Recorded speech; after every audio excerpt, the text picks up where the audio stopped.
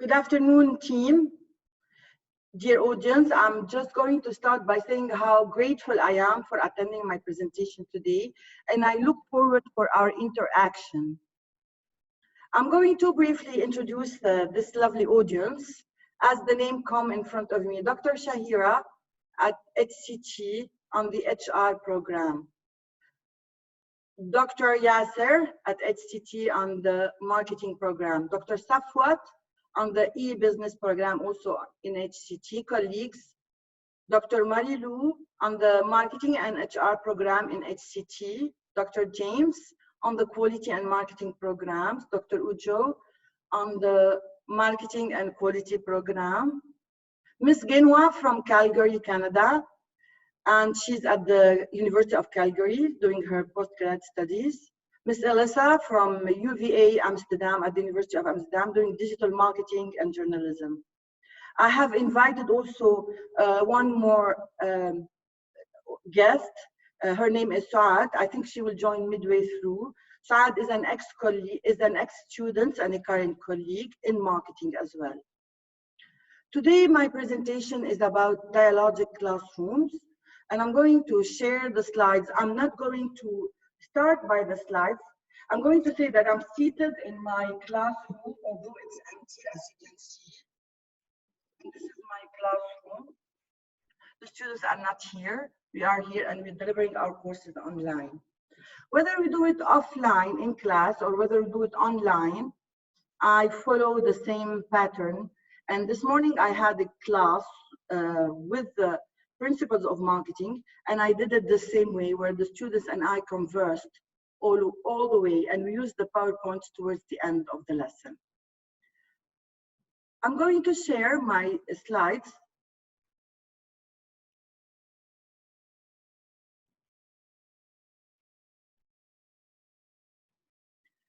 So the topic is Dialogic teaching in a student-centered world. This presentation, as you know, as I introduced the topic to, is for the ACBSP annual virtual conference. This was supposed to happen in Chicago in June 2020. Due to COVID-19, this has moved to a virtual conference. My name is Giovanna. I need to introduce myself because other people will look also at this presentation. I'm a program coordinator for the marketing curriculum and a senior business faculty at the Ras Al Khaimah campus in the United Arab Emirates. So this is the map of the United Arab Emirates. This is an Arab country. It has 7 emirates. It's on its borders. There is Saudi Arabia and Oman and the Persian Gulf Sea. It has 7 emirates: Abu Dhabi, Dubai, Sharjah, Ajman, Al Quwain, and Ras Al Khaimah. This is where I live, and I've been living for over 20 years. This is Ras Al Khaimah. It's called also the Northern Emirate of the United Arab Emirates.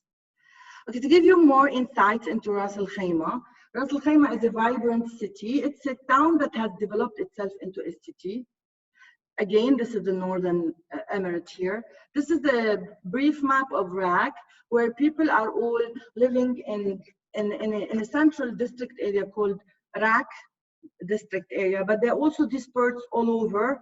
Ras Al Khaimah joins the past and the present, and that's why I chose to put this picture of Iraq as being a tapestry from the East, where we take this Eastern feel to share with the Western world.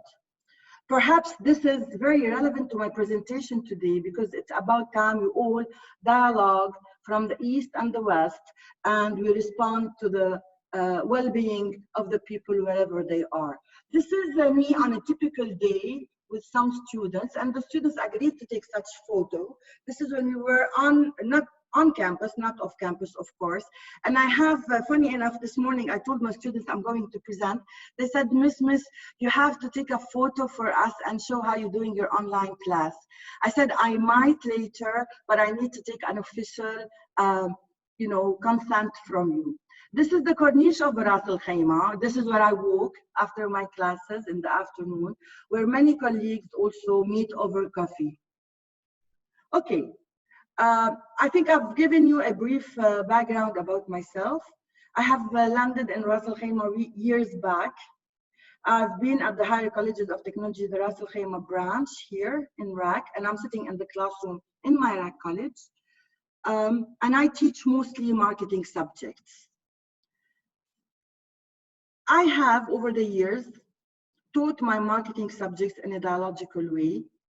And I have noticed that my graduates, when we do it this way, become more empowered. I decided a few years back to do a research on this, and I interviewed 25 of my graduates who have already started working, and 5 industry people as well, regarding those actual graduates. I'm going to talk about this at the end of the presentation, but I'm going to say to you about the objectives and the takeaway of this presentation, and then we're going to start. This presentation really makes a contribution to dialogic teaching in a student-centered world. It is directly related to the conference theme, and it accumulates and mirrors the latest literature on this topic. It unveils the values of dialogic teaching. Particularly, I'm talking business, and particularly I'm talking marketing as well. In a student-centered world, it proposes the setting for a successful dialogic teaching to happen, reflects on the benefits, and I share, as a teacher and researcher, my daily classroom work and also my research on the topic. What are the takeaways from this presentation? Well, we're going to discuss the relevance of dialogic teaching. And dialogic teaching is an art. So we're going to speak about the art of setting successfully dialogic teaching, the benefits of this approach, particularly in my field, the business marketing studies, and the experience, my experience as a dialogic teacher in this field. So I don't want to go to my slides straight away. I'm going to open up for you a little bit to discuss together. What would you think, as an esteemed audience, why is dialogue important in a classroom? Let me please hear your views on this. Let us converse, discuss about it, let us dialogue. Why is dialogue important in a classroom from your perspective? Anyone can say her views or his views. Okay, so I think, oh, you can go ahead. Can I go ahead? Yeah, go ahead. So perhaps I'm going to ask maybe, Okay, Giovanna, thank you so much for the overview. Safat, in your opinion, what's the value of dialogue nowadays? You want me to answer? I thought he started answering. Okay. So I think there are many aspects that highlight the importance of dialogue, especially in education. What comes to my mind, actually, the empowerment that you have mentioned, because I think it increases the level of engagement of students. And this is something we target to make the teaching and learning process very mutual, especially inside the classroom. Yeah, thank you, Safwat.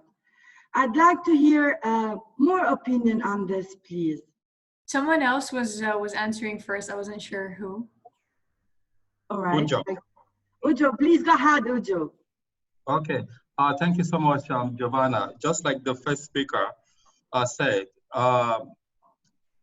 dialogue teaching makes your classroom to be very engaging. But again, I think what I see in it is that it stops the teacher from presenting information in a unidirection, which looks so passive.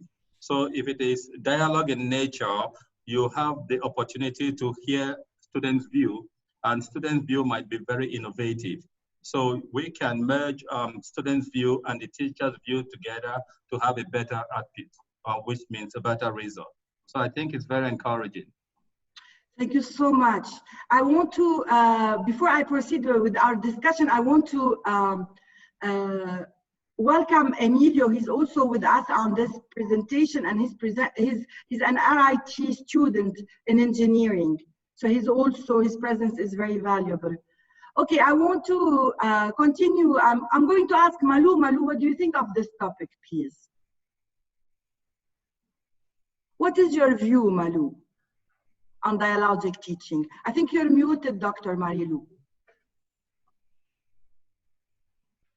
Thank you so much. Yes, so this is a very interesting topic. So this dialogic teaching is just what Dr. Said. It is it will make your students engage. It is a form you will know that there is a communication between the two of you, and the students understands what you are talking about. It's very useful. This is very, very valuable. I did not want this audience to be only us faculty. I brought also students. So I would like to hear Ginwa from Calgary University. I would like to hear your view. How would you like to learn a topic that is you're studying, or a topic that is dear to your heart, and why, according to your way? Yeah, so as the previous speakers said, I think it makes it more personal. The learning experience more personal to each student, because you get to hear different students' opinions and their thoughts towards whatever subject is being taught. It's more, as they said, it's more engaging, it's more empowering, of course. So it makes it more personal to the students, especially in a class where you have different people from different cultures, different backgrounds. I think that also that has a big effect. It helps them maybe feel more connected to each other in the class. It helps the communication better. That's what I think. Thank you, Ms. Ginwa. Dr. Yasser, what's your view on this, if you don't mind? Let us share. Let me hear your voice. Because, in a dialogue, it would be very important for all of us to hear all the voices. And I'm going to speak a little bit later about this. I want to hear your opinion, your voice about this, Yasser. Yeah, of course. First of all, it's very interesting, this presentation. Starting from the basic of the learning process. Here, when I hear dialogue, I think about two kinds of dialogues: teachers or professor to students, and students between each others. And Renwa just confirmed my thoughts about it. So first of all, I see that's dialogue. It has the first role as encouraging the learners. I don't want to say students, because at certain moment of this life, we are all learners, okay? So it encourages learners to have some thoughts, and of course, sometimes to provocate their basic thoughts, okay? And the other thing is to analyze the classroom or the environment of learning and so on. So we can analyze where are we and how can we even transfer the teaching material to the learners. The third point, I guess, it's also, as we say, it's the best way of learning is teaching, and it will allow the students to communicate between them. And of course, it will increase the social interaction between the students more than the skills that they will get from the professors or the teachers, whoever. Okay, so I guess the dialogue is one of the the main important scope of teaching nowadays. In 21st century, and even we saw it in this period of transition of COVID-19. That's although it was online teaching, but we highlighted so much efforts on the dialogue with the students and trying to encourage them to talk, because otherwise, if there is one-to-many communication, it's not a learning process, okay? It's just information like news. I'm watching the news and that's it. So dialogue indeed is very important, I believe, especially now, even with the advance of the information communication technologies nowadays. Dialogue is still one of the keys, of the important keys in the learning process. Thank you so much, Yasser, for this great intervention and your valuable insight. I would like to, before I move to one of my slides, I'd like to take James' opinion also. I think dialogue, James, is very important nowadays to tackle world issues as well. So I suppose it all starts from the classroom, really, when we are at a young age and we learn how to dialogue and use those conversational skills. So we talk with the other and we co-construct knowledge. It's not about one opinion, one solution. It's about multiple solutions, multiple opinions. It's about respect and what we call inclusion of everyone. So we dialogue about the future. What's your view on this, James? You mentioned the future. I believe that we are in I believe that education, that we are in a generational battle, a generational war, and there is professors and teachers when we are in a battle with Google, YouTube, and Siri. The truth is, you can find everything on YouTube. You can find every subject that we teach on Google, and we're getting to the point where you can talk to Siri. Siri's not good yet. The thing, and how are we better? The truth is, everything is in. You can get everything on a slide. Even within HCT, there's no need for us of dialogue. We have three values. I was thinking of myself. What if someone comes to me and say, why do we need someone to teach this class when you can get all the information on a blackboard shell? It's for two things. It's for development of social skills. It's development of cross-cultural skills, and it is the completion of communication, because you can take things in, or one can take something in, and those things need to be translated into practical applications, and that only happens through dialogue. That only happens through communication, because even if you take something in, until you give it back to either your professor or your colleagues, that communication isn't complete. And it's important. This is important to me, because my question is, why should I be a teacher? That's a great point. Yeah. Why should I be here? Because this thing is going to go away, or we're going to provide some type of value. And right now, the thing that I can't think of are those things I mentioned: social skills, cross-cultural skills. Try to say that 5 times, and complete communication skills. And I think that is the value of what your subject is dialogical teaching. Thank you so much, James, for this valuable contribution. In fact, one of the sentences you said is already on the slides. It's very important to share with my greater audience that I did not share the slides with this team. And I wanted to start talking about dialogue by dialoguing about dialogue. So we are now dialoguing about dialogue, and I refuse to give, although someone asked me, provide me with a copy of the slide so I can have an idea. I said no, because the ideas have to come from you. Because what we're doing now, we exemplify classrooms, and this is exactly what I do in my classroom topics. So I throw the topic, we start conversing about it, and I actually end my class with my slides, and even my slides will be, dialogic, engaging way. Okay, so I just want to ask another student here, maybe Miss Elisa from Amsterdam, UVA, her view on this topic. I've been thinking, because we've been doing a lot of creative assignments lately, and the only thing that's been working for us as students is to actually converse about our assignments, especially that we don't see each other. So actually opening Zoom and going into breakout rooms.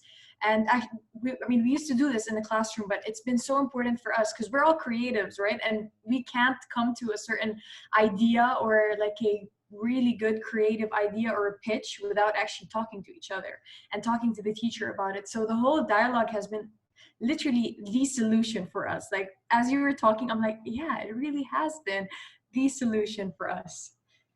Thank you so much also for this valuable It's a catalyst for creativity, for sure. I think I'd like to hear Dr. Shahira's point, as Dr. Shahira is a coach and a trainer, and your opinion is also very, very important to hear. Thank you, Giovanna. Yes, my opinion goes in line with my fellow colleagues. Definitely Dialogic teaching promotes inclusion, which is very important. It's important to make our students and learners feel that their opinions, their voice counts. Thank you. And yeah, so this is very important. Yeah, and sometimes we get surprised by the good ideas that come from students. We also learn from them. So I always believe that teaching is a two-way communication. No matter how experienced we are, we still learn from our students. And Dialogic teaching or platform does provide us with the opportunity, and most importantly, it makes students feel that their voice counts. Thank you so much, Dr. Shahira, because this is important. It's actually crucial to realize that all matter in the process of learning. All voices matter, whether it's a mixed class or a unique gender class, all voices matter. And in fact, that brings, for me, like a concept to my mind now that is not on the slides, but I'm gonna share it here in the discussion, in our dialogue. A brilliant writer, Harleen Anderson, wrote about the beauty and power of not knowing.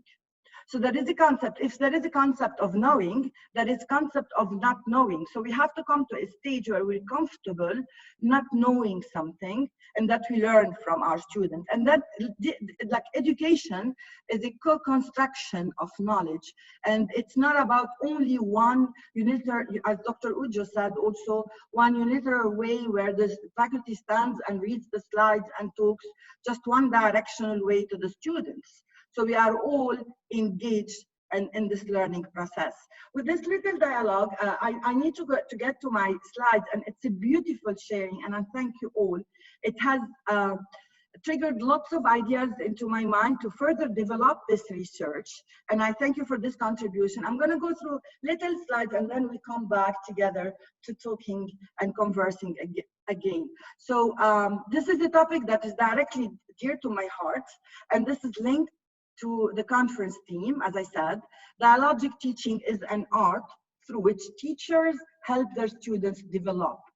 So my paper or my presentation, my paper and my presentation here with them is a contribution to dialogic teaching in business, and particularly in the marketing curriculum, because I based my research and my observation on a marketing curriculum classrooms.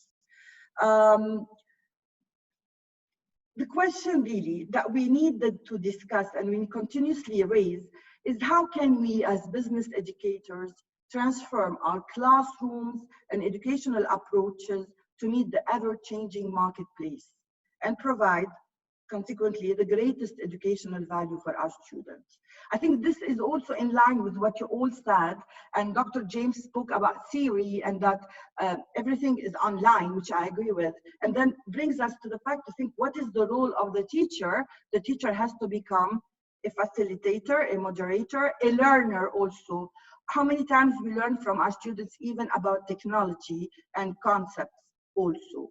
So in this presentation, I'm going to speak about secondary and primary research. I'll speak about the latest literature on dialogic learning, or what we call dialogic classrooms. And also I will share my actual primary research as well as my daily experience in dialogic teaching.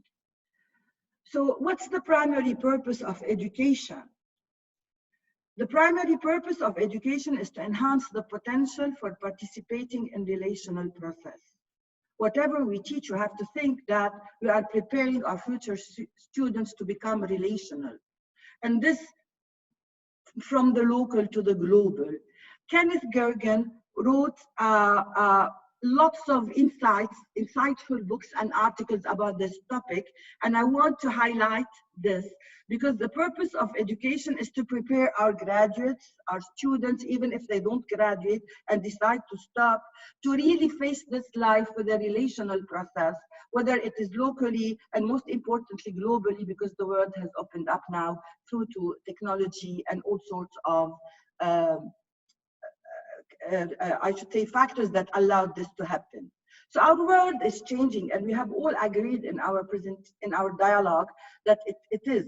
So this is not really new to educators to say that the world is changing, but it's not news, but business and industry need students who are college and career ready. So while it's easy to say that the world has changed or is in the process of changing, it's much harder to change what our students experience within the classroom to prepare them for that changing world. And here where dialogic classrooms comes into play. We speak about we hear lots of skills. So we speak about 21st century skills. We hear, I'm going a little bit to highlight some of those. We speak about entrepreneurial leadership skills. So let's have a look a little bit at those skills, and let's see how they all look fairly similar, regardless of the title where we classify those skills.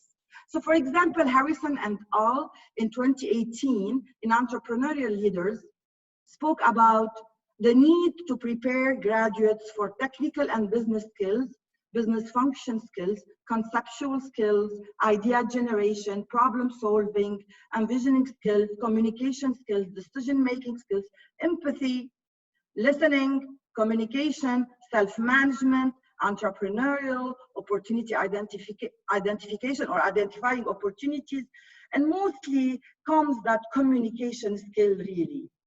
The 21st century skills spoke about competency, cross-cultural, communication, critical thinking, creativity, innovation, collaboration, dialogic skills. So whatever really, whether we take into account 21st century skills or entrepreneurial leader skills, they fairly talking about something similar.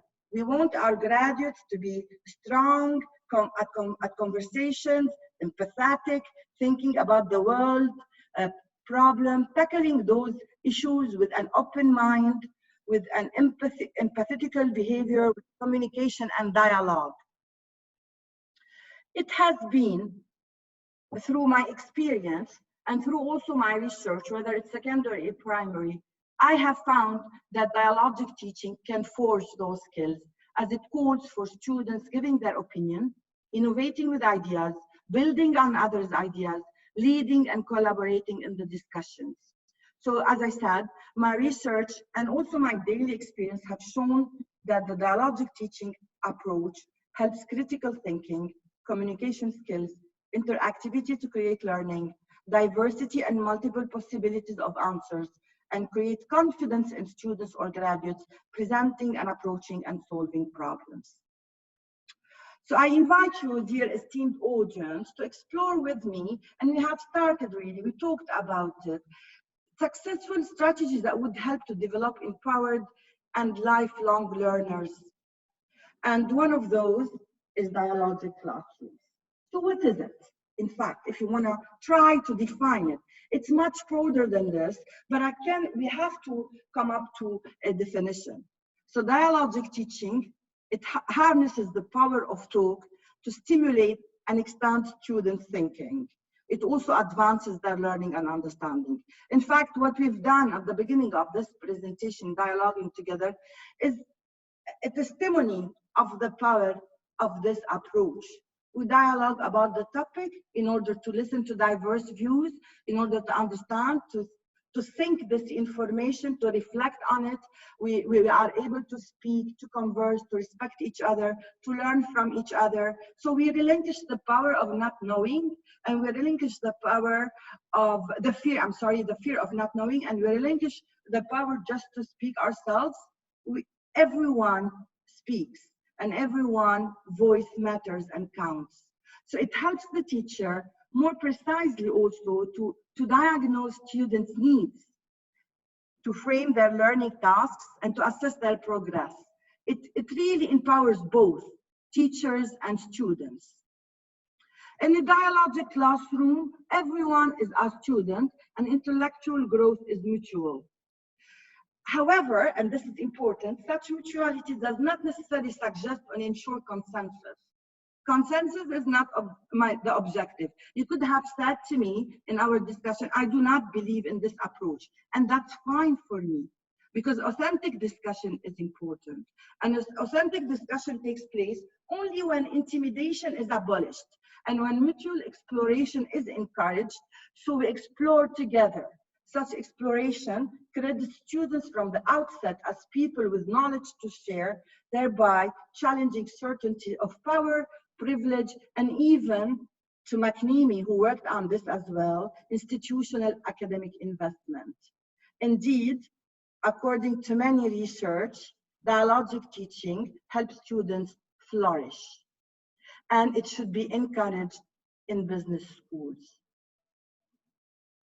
So how does it, so it's not just a talk, therefore, it's an interaction, it's questions, it's answers, it's feedback, it's contribution, it's exchange, discussion, argumentation, it's professional engagement with subject matter, and also a climate of comfort to share. I don't know if you noticed, like, I'm just standing. Some people fear to stand. It's okay for me. I stand. I turn my laptop to show the class. I want my audience to feel comfortable. It's okay if you sit like this. It's okay if you drink. Actually, in fact, I drank water multiple times, and I do this in my classroom. It's very important that we feel that we are all feeling comfortable to speak and share, and there is no judgment, but there is mutual exploration and learning. So we're talking also in my regular classroom, I talk also about the physical of the class, how the tables are set, and I walk towards the end of the classroom. I sit by the students' desks. It's the comfort of the class, the relationship with the teacher, as Yasser said, and also very important, the relation of the students together. So it's multi-directional. It's student to teacher, teacher to students, students to students, environment of classroom. So it's not only the content, it's the content and the way we deliver that content, and how students feel comfortable embracing and talking with each other about the topic at hand. That could be about, I'm talking business here, but I'm sure through my observation, it can be many other fields. I haven't done the research to confirm it, but from my observation. Okay, so for example, for me, if I taught a tourism class or a marketing class or a management class or an HR class, I did them all similarly. Now, some people may ask me, what if it's an accounting class?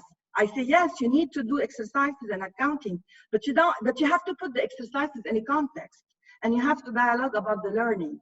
You have to create a comfort. So you have to abolish that fear of numbers also. I was talking to a colleague years back who teaches accounting, and we can talk about this towards the end of the class. So through dialogue, learners potentially express their voices on multiple subjects, from the local to the global. They potentially acquire the critical and soft skills needed for lifelong learning. Also, this global citizenship attitude or educational attitude helps students become better prepared to continuously learn and develop the knowledge, skills, values. They really, attitude learners need to secure for a world which is more just, peaceful, tolerant, inclusive, secure, and sustainable. These, in fact, are not only my word, they are the UNESCO report of 2014. These are what's required in a graduate. I can see that the events of our today's world really suggest that we have to prepare our students to become global citizens. So dialogic learning also process is important and can be seen as enhancing community, building social capital, leading to act in ways that make for justice and human flourishing. The list of those literature continues this is a holistic and transformative educational process. It's a shift in that it recognizes the relevance of education and understanding and resolving issues in students' social, political, cultural, economic, and environmental dimensions, as well as beyond.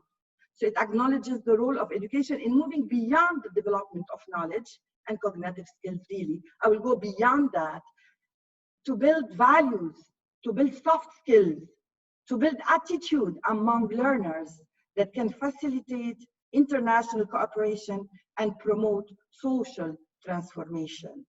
So therefore, I personally see dialogic classrooms as an empowering educational approach. What is the setting? Before I continue, I'd like to see your comments on this, if any. Please feel free, anyone can, I'm not gonna name, feel free to join in. Okay, Giovanna, I think, I don't know. So far, it looks so brilliant. And most of the things you have been saying, I think most of us are trying to put it into practice. But I don't know if you have a section later where we have the challenges and how we can address it, or which of the strategies can we put in place to achieve this brilliance? Because it's easier said than done. Yeah, it looks so wonderful, it looks good, but let's get into action. Then that is where you begin to see the loopholes. So I don't know if you have subsequent section that addresses that. So I don't want to, put the horse before the cart. Yeah. So sure. I've already commented on the power of not knowing, and this comes back inside the presentation, and I will talk about some of those that you mentioned. Thank you, Ojo, for this brilliant point. I mean, by time, because we're timed in this presentation, and this is a huge topic, and there should be other subsequent presentations where perhaps I dedicated only to challenges.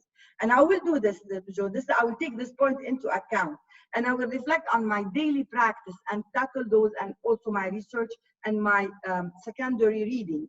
So thank you for this point, but yes, I will talk about this. A little bit, I will talk. Thank you, Ujo. More? So I will talk now, if there is no more, setting for dialogic teaching. In order for, and this addresses some of your points, Doctor. In order to have a successful dialogic teaching, so how should it happen? In order to counterattack perhaps possible challenges. Conversational revolve around circles of participation. So it should be an active engagement with the world outside. So the theory is particularly crucial. Classrooms, conversations should revolve around circles of, I shouldn't say should, but will revolve around circles of participation. I'll tell you why I shouldn't say should, because nothing is should, because you have to make the students comfortable. But obviously it's better if it is a circle of discussion. So conversation revolve around circles of participation. We consider the circles of participation between teacher and student together by shifting from monologue, and I think you said this, to dialogue as the primary form of teaching. So this is one condition. The teacher has to permit this to happen. So the teacher himself or herself has to embrace this attitude of dialogic approach. They should refrain from just taking the PowerPoint and starting the class with this and making what's on the PowerPoint as just the only possible solution. So sure, it might lead that this is at some stage a possible solution, or that's the solution, but it has to, but the class has to first converse and talk. So the first thing for this, Dr. Ujo, is to really, for the teacher to converse and to accept that the class should revolve around circles of participation, at least for the first part of the class, and a good consistent part of the class. Okay, therefore students would have great opportunity to give expression to their outside relationship and to weave into the classroom. I have found that one student might relate the course material to her personal life or his personal life, another might inject humor, another might amplify a relevant story. So really, I think Dr. Shahira also and Dr. Malou spoke about, they didn't say it exactly what it is, but the literature is clear that the teacher has to permit the students to wrap the curriculum around their lives. It's very important for me, for example, to come to my classroom and in marketing, and I talk about local businesses in Ras Al Khaimah. So at least they feel comfortable, they know what I'm talking about. So they start injecting ideas, injecting humor. So the teacher has to be accepting those, accepting humor, accepting that there is a story of personal life to be shared, that there is something brought by students from outside the classroom. And educators, and again, Dr. Ujo, will be called to take their place as relational architects. What does this mean? I'll explain in a second. Yet their expertise is never ignored. So dialogic teaching does not merely refer to engage students in dialogue as we would think, but it opens the space for students to question ideas and opinions from their peers, from their teachers. I think Dr. Yasser referred also to this from textbook, so that there are greater negotiation and construction of knowledge rather than knowledge that's being transmitted unilaterally from teacher or textbook. This is an approach that emphasizes on bidirectionality, interactivity, and most crucially, egalitarianism as a tool for learning. I have noticed that many faculty have had a hard time accepting that students might come with possible answers. So the faculty here, it's mostly the faculty fear of losing a grasp of the classroom and of losing power. And this should be not really, this is one of the big challenges, Dr. Ujo, because the faculty, some faculty, for example, would think that this one solution is the one possible solution. At least in our possibility, in our course. Your camera's going up. Can you just fix the laptop a little bit? I'm sorry? Your camera is going facing upwards. Sorry. So just, yeah. Okay. No problem. Thank you, Alyssa. So teacher can no longer just give information. And one of the challenges for teachers is to really accept that they have to become relational architects. It means few things: relinquishing power, accepting to not knowing, and assisting the students in voicing their concerns and opinions, and accepting humor, accepting a class of comfort, perhaps accepting students standing and sitting, walking. The teacher has to become a facilitator of a learning in a dialogic matter. And believe me, Ujo, it's a big challenge. And one of the challenges is that not every faculty accepts this or try to do it. So this is one of the challenges that hinders dialogic classroom. I will talk also from a student perspective. In order to prepare the class, you, as a faculty, when we start our classroom, we need to make the students comfortable, and we need to prepare the students so they feel they want to share. If there is a shy student, we might ask them to write. We might ask them to use photo voice. This requires another session. It's part of this, like where they come, and I use it in my class, just share photos. This beats the fear and like the being shy, also the shyness in students. So there are multiple challenges from a student perspective and from a faculty perspective, and we can deal with those. And it requires time and dialogue. We learn how to dialogue over time as well, as long as the faculty has accepted this and the students have been taught and have felt comfortable to contribute in such a way. So what's the benefit? I think I'm going to watch the time. Dialogic teaching is a generative process and a medium for deeper reflective learning. It facilitates the skills, whether it's called 21st or entrepreneurial. It prepares students to face the local and the international context and to succeed at work.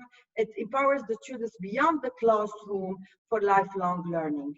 Okay. My personal experience with dialogic teaching, I think I have shared while discussing with you some of my experiences, but I decided to embrace this years back, where I agree and accept and honor all opinion, allow students to voice opinions and concerns, abandon the fear of not knowing, creating a comfortable classroom, allowing students to sometimes also creating themselves the classroom atmosphere. So I ask students' opinion about the topic. I introduce difficult concepts. Then I ask students to relate topic to their lives. We discuss. We relate to real companies in marketing. I'm talking. We discuss. We probe deeper by more questioning, active listening. We wrap examples around the students' lives. We dialogue until we are comfortable with the topic. Then we move as a wrap up with the class to our slide, if the students feel they want to do the slides. And I respect this, because some of them would like me to cover those slides. Okay, my curiosity led me to also do a research, and I chose 25 graduates from different cohorts whom I taught marketing as either capstone project or the final year marketing project-based and course-based marketing. So as graduates, I asked them, did you feel empowered through our Dialogic classrooms?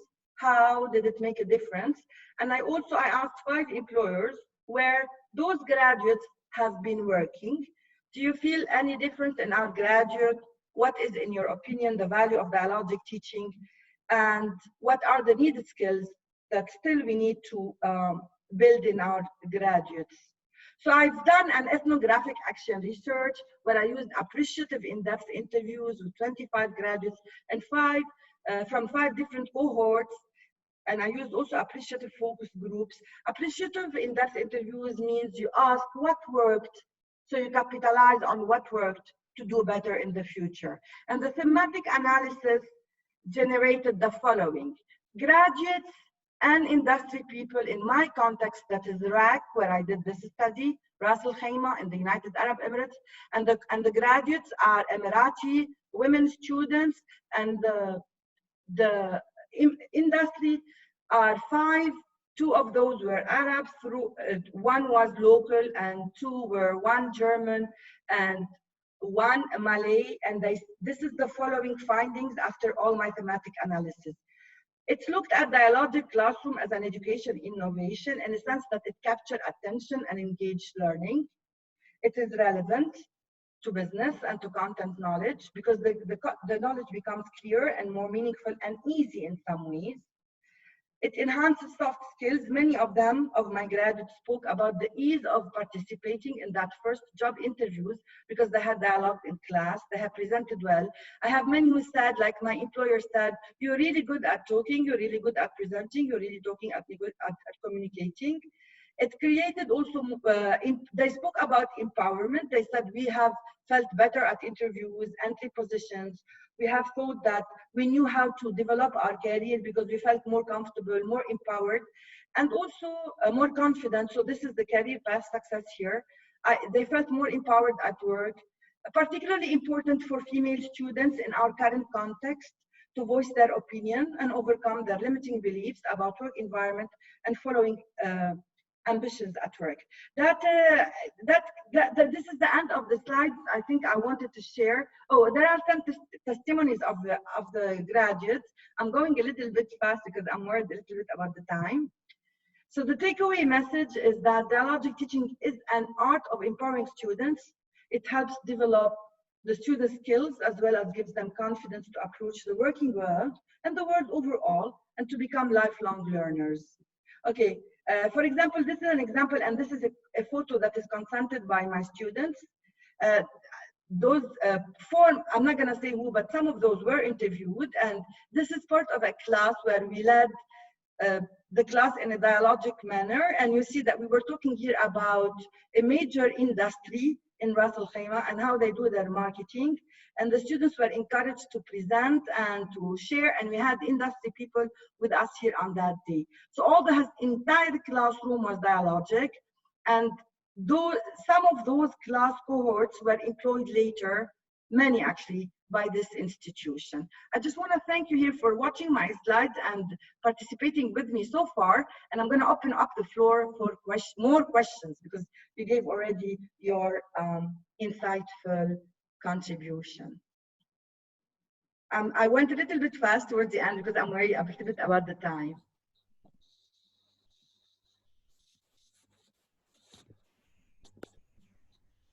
Giovanna, thank you so much for this amazing presentation. I mean, you open up personally open up my mind about something that's happened in the classroom, but we cannot even analyze until, you highlight them.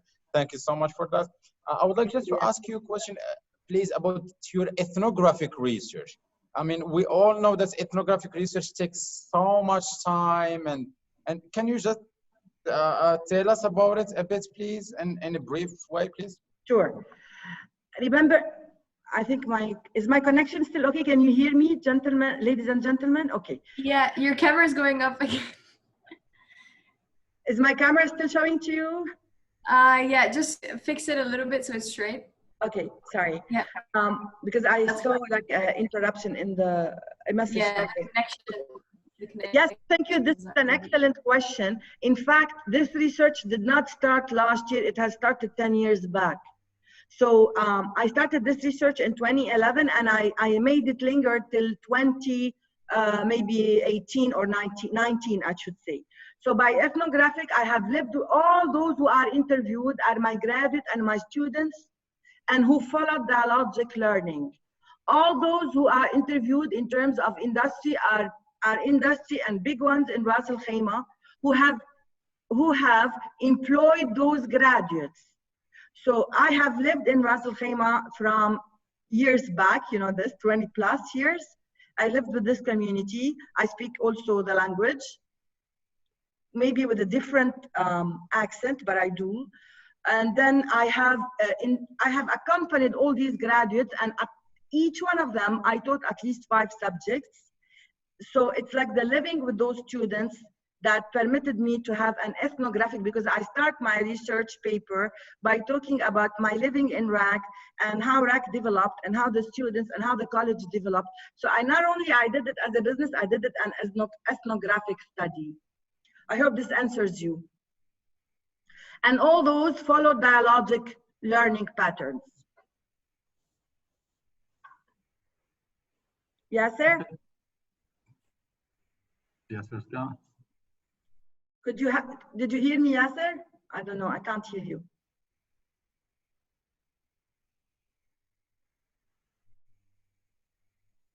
Okay, more questions, please.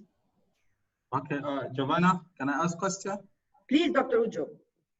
All right, okay. I think your presentation cleared the air, but in as much as it did that, I still have some concern because, as I said before, we're trying to practice it.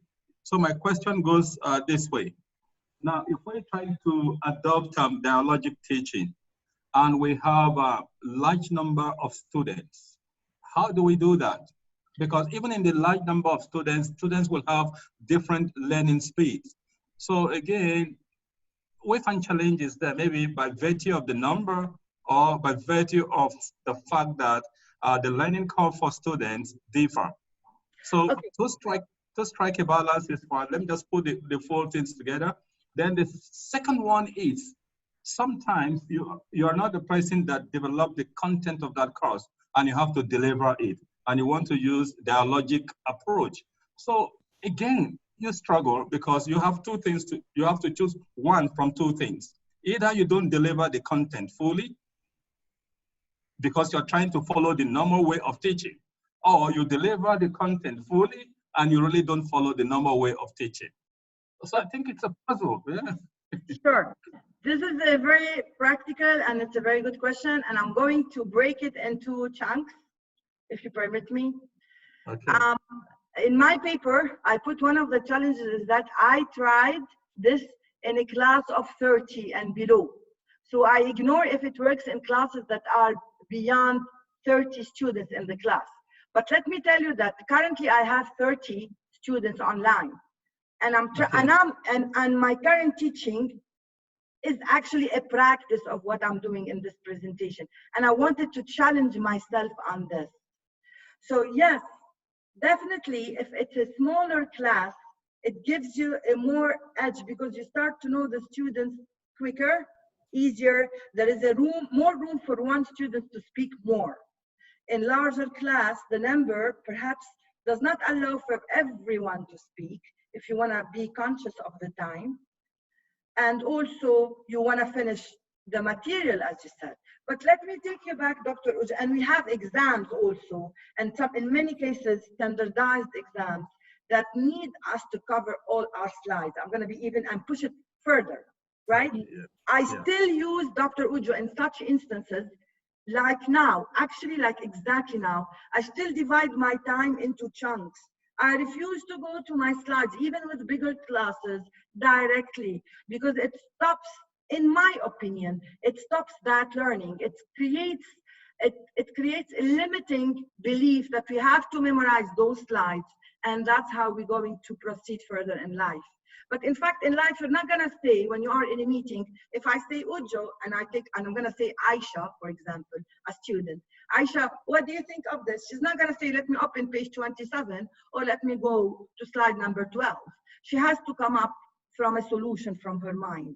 So regardless of my opinion about the final exams and the standardized exams, which we have to respect because we belong to an institution that we respect and we do our work, we still need to allow sometimes for this dialogue to happen, Dr. Ujo, even in larger classes, because it allows for discomfort, interactivity, sharing, and hence learning more. So I ask you to maybe allocate 15 minutes if you have a very large class, or 20 or 25, and then move to your perhaps slides. That's one answer. Another answer would be, remember that yes, we have to cover the slides, but also they have to understand what's on the slides. So if we just read those slides as they are, and you mentioned that someone else created. Yes, in my case, someone else created the course, in the current course I'm teaching online. However, here comes my art. Here comes my fear of not knowing. Here comes my artistic marketing skills to allow myself and my knowledge, my previous knowledge from industry, my current knowledge to come into and feed those slides where I'm using them, and to come into the dialogue before that slide, and to generate that generative process of dialogue with my students.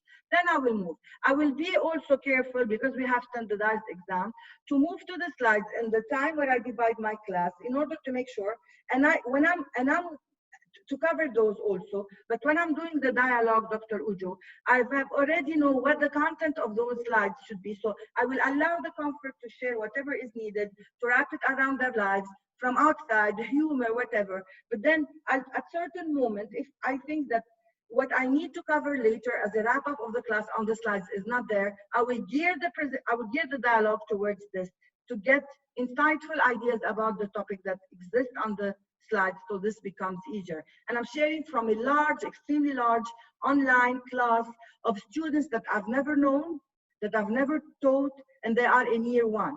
And I shared with some of the colleagues before what I did. In my first session, you know how I spent my first day?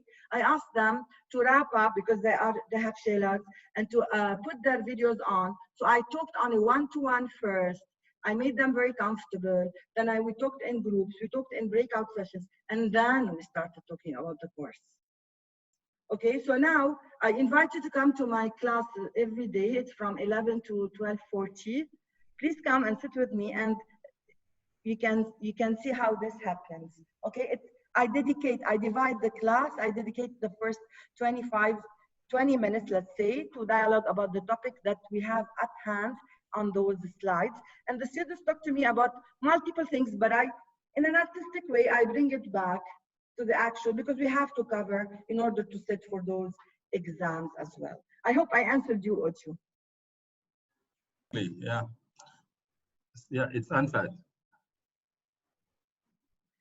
Giovanna, what we have done, because we also talked about this, like of kind of dialogic classrooms, that we need to cover a few things in slides in order to do the standardized exams. The first thing we did at our university is we kind of removed standardized exams, because we're all shifting towards dialogic classrooms.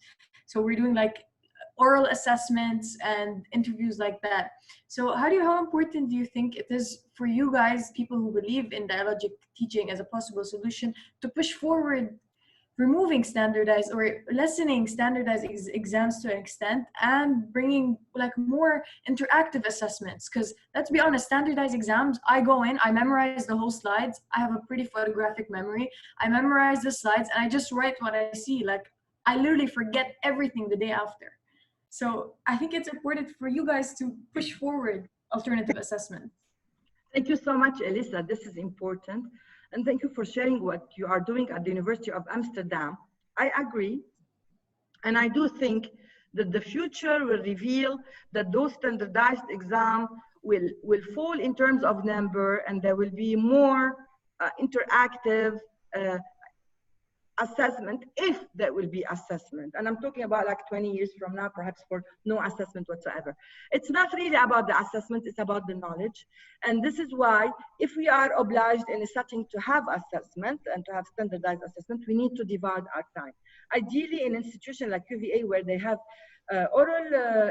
oral assessment, if I call them assessment, and they have interaction, so that leads itself to be perfectly well. But this is a burgeoning, like this is a burgeoning topic, and I tried this, and I wanted to share with business faculty, and I wanted that to say that this is starting to boom, to flourish, to become a discussion. So we dialogue about dialogue, and sure the future will hold more for this. There is, as you said, Ujo, before, there is no perfect research without challenges and without, and there is no perfect approach without challenges, but I see it as a future to move forward for our graduates to embrace more the global aspect of this world and to become more empathetic, to become more dialogical, to become more contributors, to become more lifelong learners, to become better parents, better workers, better contributors to this whole world. Can I just say something? Maybe we can brainstorm about it. Can I say something? Please. Okay. Now, you don't need to ask me. You can say it straight away, Tujo. Yeah.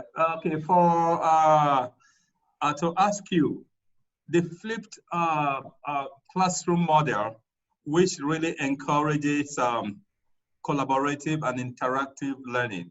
Do you think it will help in building dialogic way of teaching?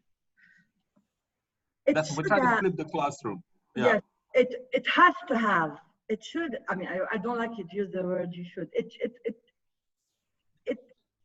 lays itself to have this dialogue, because what's it flipped? It's flipped is like led by the students themselves. So they really by default have to encourage dialogic teaching.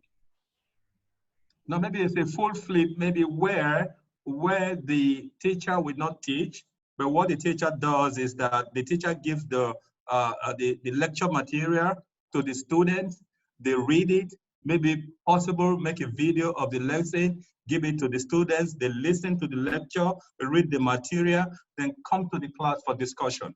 So the role of the teacher now is not to deliver the material, but to guide the students to discuss. So maybe in this case, we can look at the problem of the speed, where our students learn differently. So you can have enough time and you can really walk around the students to do a dialogic teaching. So I'm just wondering if the flipped model can really, solve these challenges. Okay. Yes, Ujo, if there is a dialogical part to it, yes, it will help and it will be part of this. But if the teacher just give material and ask the students to read it and come to the class and the students sit for exams, that's not dialogical. Yeah, no, they will come back. They will come back to the classroom for discussion. So they already have knowledge of it. Yeah, they know what it's about. So when they come back, they are fully set for dialogue. So they can get into it deeply. Yes, the knowledge can be because you have read about it. The knowledge can be because you have reflected about something. The knowledge can be because you have wrapped it around your life. So regardless of how this knowledge, as long as there is the dialogical bit, this is what we refer to dialogical learning. Sure, if they read and come and talk, that's excellent, because that will lead to a generative process, but not only limited to what's on there, so I have to reflect on it, to insightfully provide things from the community, from their lives, from their experiences, particularly important for people who have had experiences at work. I'm talking in business, but it works for first year, and I'm witnessing this in my course. Thank you, Ojo. I don't know if there are any more questions. I'm just a little bit wary of the time. I think we passed the time, and I hope they don't mind. I'm going to stop sharing, and I'm going to ask you if you have any last comment or question. I can see James. Thank you, James. Safwat. Okay, I'm going to say I have to apologize for the broader perhaps broader audience, if they are watching this later, that we might have bypassed the time. Now it's 15 minutes. I will allow 2 more questions, okay, no worries. And they can stop themselves if they don't want to watch it. Please. Should I go? Go ahead, anyone. Okay, I just a very simple question. Thank you for the presentation. It was very good, and I think most probably as educators, many of us we were doing the dialogic teaching without knowing. Maybe, yes. Yeah, but one thing that comes to my mind: to which extent you feel that a structured educational system that is structured in terms of curriculum, in terms of learning outcomes, in terms of assessments, could be a challenge to such a methodology or an approach in education? I think, Dr. Safwat, your question resonates a little bit with Alyssa's comment. And I think you're right. I want to say to you, thank you for this. Yes, it's a challenge. And we're talking about 2 different schools here. One school that believes in standardized exams, and one school, and this is social construction, that believes in opening up the future of the students to become global players. 2 different aspects, one that focuses on one possible solution, and one that focuses on multiple versions of solutions. So we are here, what I tried to do, because as Dr. Udja said, we have exams, I tried to combine both approach, and I would love to have just dialogic classrooms. And I used to have it in the past when we didn't have standardized exams. And those cohorts that I have interviewed, and interviewed the industry people, did not have standardized exams. So yes, it's a big challenge, but we are where we are, and we work where we work, and we have to take things, at least if you cannot come to a complete dialogue, but at least have this part in our teaching. I invite you, I'm thinking like you might have done it without realizing, but I really encourage you to relinquish the power of knowing, and to relinquish the power of students saying to you, okay, miss, let me share. It's okay, they can share, they can be happy, they can be comfortable, they can be contributors, because you're gonna be proud of them later on. I hope I answered you, Safwat. Dr. James,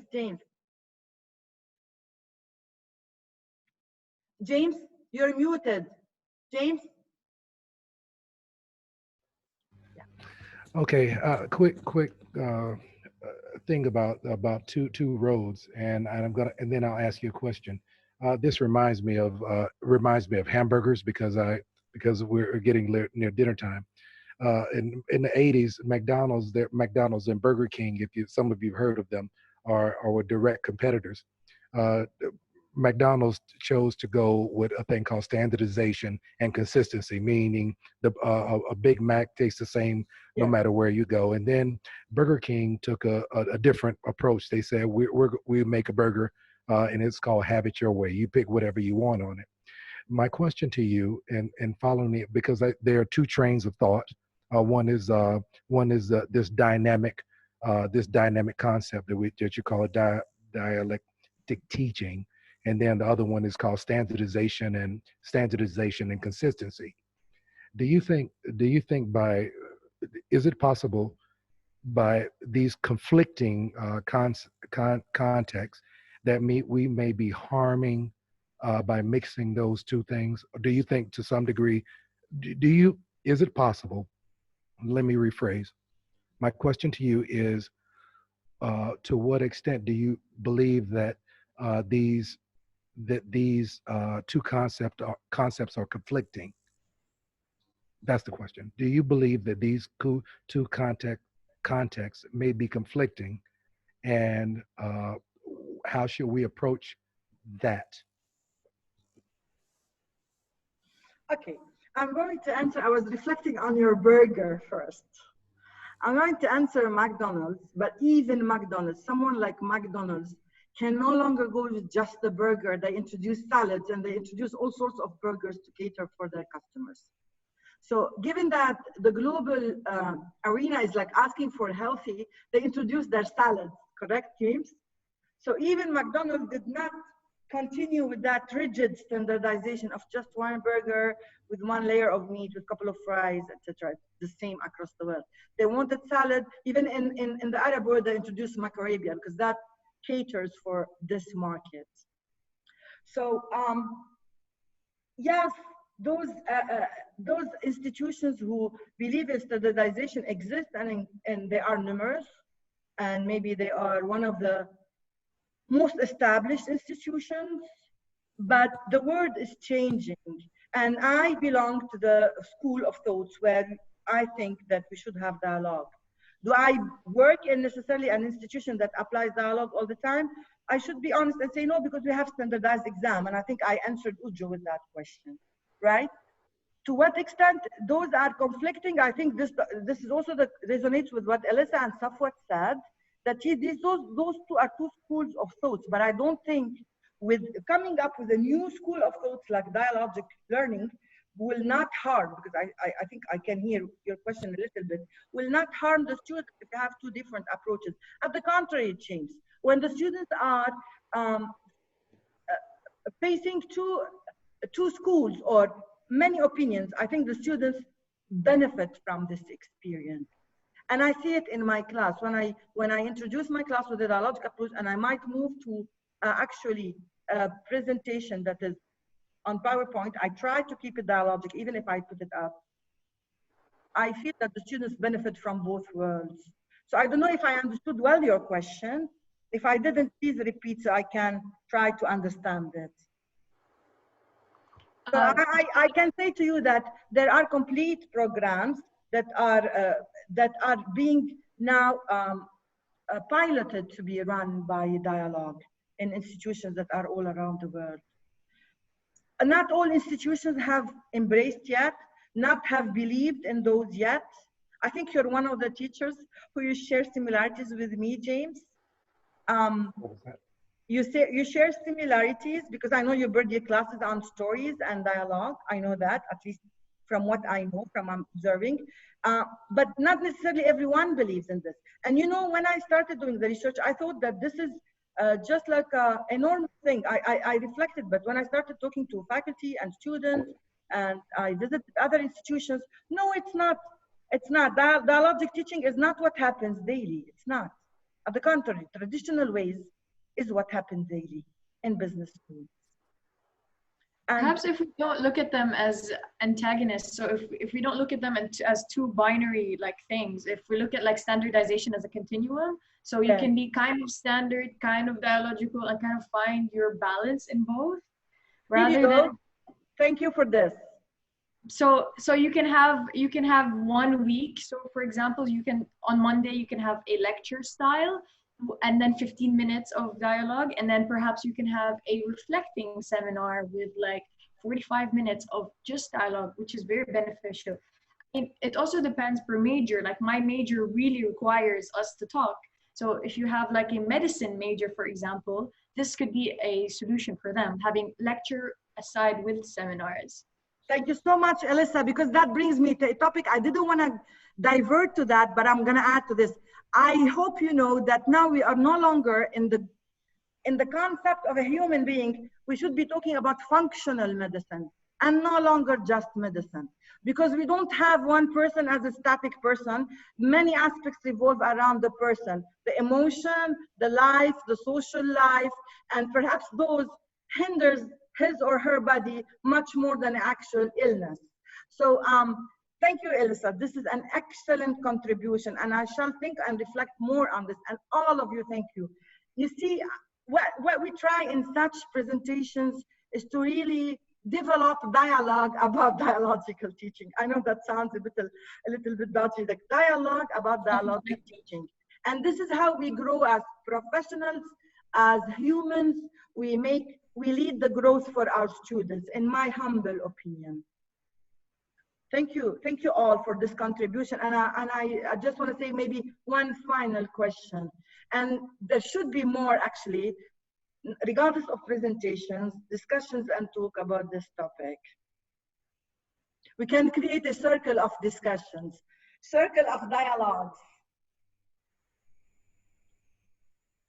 Anyone would like to add any comment before I thank you for this brilliant and enlightening contribution?